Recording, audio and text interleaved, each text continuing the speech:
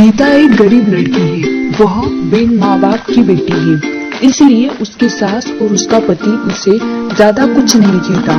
गीता के घर में गीता की ही चलती थी। वो जो कहती थी उसकी सास और उसका पति बिना कुछ कहे मान लेता था, क्योंकि वह एक बिन माँ बाप की बेटी थी और उसने शादी से पहले बहुत दुख दर्द सहा था।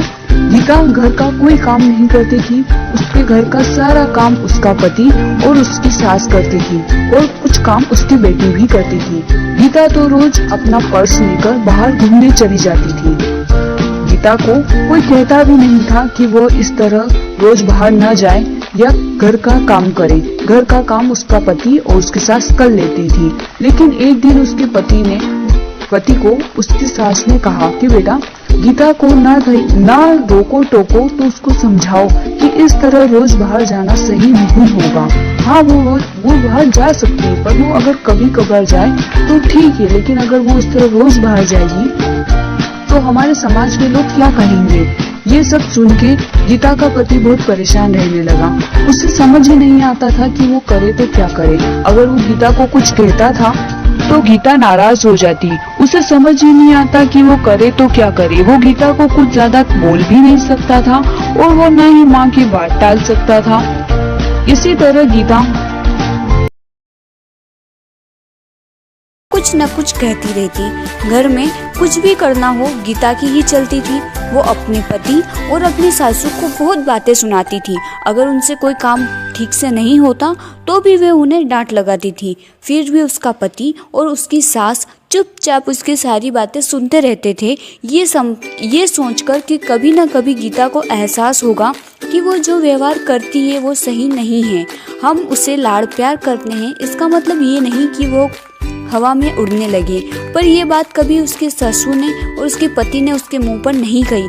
उन्हें सिर्फ इसी बात का विश्वास था कि कभी न कभी उसे इस चीज का एहसास होगा।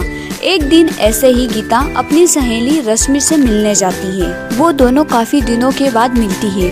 रश्मि उसको सारी बातें बताती है कि कैसे उसकी सासू उस पर अत्याचार करती है और उसका पति भी उसकी सास की मदद करता है, उसे कुछ नहीं कहता। उसकी सास उसके पति को उसके खिलाफ भड़काती भी रहती है। वो चाहे कितना भी काम कर ले, कितनी भी अच्छी तरीके से घर की सारी साफ सफाई करे, सारा काम करे, फिर भी उसकी सासू उसमें नोकझोंक निकाली देती थी और उसका पति भी उसकी माँ का साथ देता था। जब ये बात रश्मि ने गीता को बताई तो गीता को एहसास हुआ कि वो तो अपने पति और अपने सासू के साथ इतना बुरा व्यवहार करती है, घर का कोई काम नहीं करती, फिर भी उसकी सासू और उसका पति उसे कुछ नहीं कहता। वो उन्हें बार बार छोटी छोटी चीज़ों के लिए हजारों बातें सुनाती है, फिर भी उसके सासू ने उसे कभी नहीं डांटा। ये सुनकर गीता को अपनी गलती का एहसास होता है और वह घर जाकर अपनी सासू के सामने रोने लगती है। उन्हें सब बात बताती है कि उसे उसकी गलती का एहसास हो गया है कि उसने कितना गलत किया।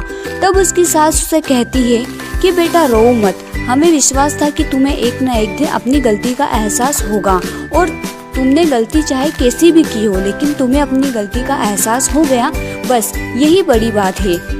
अब हम सब साथ मिलकर हंसी खुशी रहेंगे। तुम बिल्कुल शौक मत मनाओ, क्योंकि हमें पूरा भरोसा था कि तुम एक अच्छी लड़की हो और तुम्हें एक न एक दिन अपनी गलती का एहसास जरूर होगा। इसके बाद गीता और उसका परिवार साथ मिलकर हंसी खुशी रहने लगा। वो सब मिलकर सारा काम करते और हंसी खुशी जीवन यापन करते। अगर आपको स्टोरी अच्छी लगी हो तो वीडियो को लाइक और चैनल को सब्सक्राइब जरूर करें। इसी तरह के ग्रीन इफेक्ट वाले वीडियो के लिए यह स्टोरी कार्टून वीडियो आप अपने वीडियो पर यूज़ कर सकते हैं। इसमें कोई कॉपीराइट नहीं आएगा। हाँ, मेरी जो इसमें आवाज़ है, मेरा जो साउंड है, मेरा जो म्यूज़िक है, उसको आप हटा दीजिएगा, या तो अपना रिकॉर्ड करके उसमें डाल दीजिएगा या फिर कोई म्यूज़िक ऐड कर दीजिएगा, तो उसमें कॉपीराइट नहीं आएगा। आप सभी का दिल से धन्यवाद।